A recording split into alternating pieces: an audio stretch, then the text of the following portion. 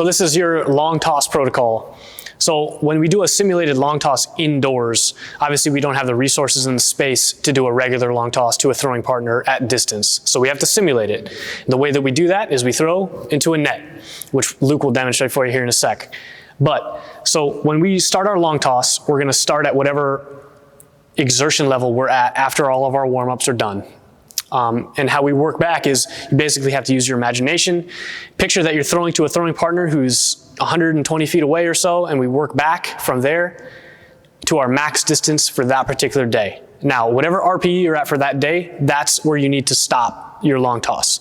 So if you're 100% RPE that day, your last throw in your long toss protocol should be a max effort, 100% effort throw.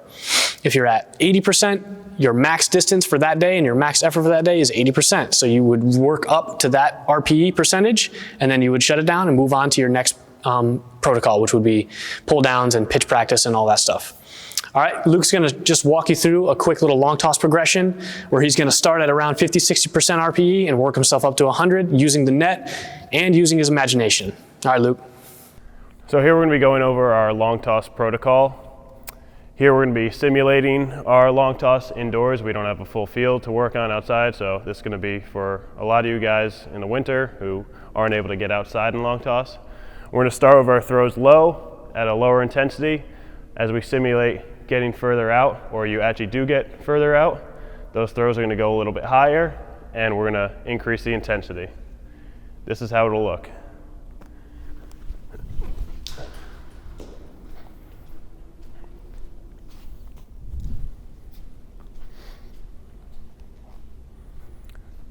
So I'm starting out with a pretty low throw, maybe around 60% effort, something like that. Getting my feet moving, getting my body behind that ball. And now I'm gonna continue to increase the intensity, bring the throws up as I start to get further out with my long toss.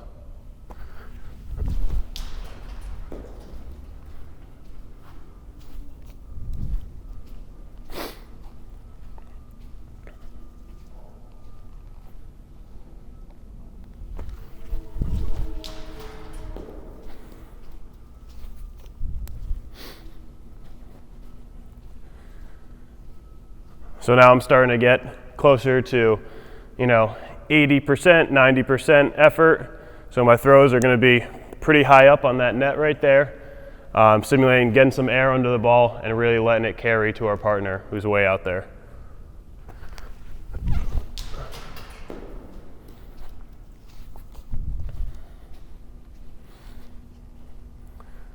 So now, once I get to about my max effort throws, I'm going to be really getting some air under it, really taking that angle up, getting my throw up towards the top of that net.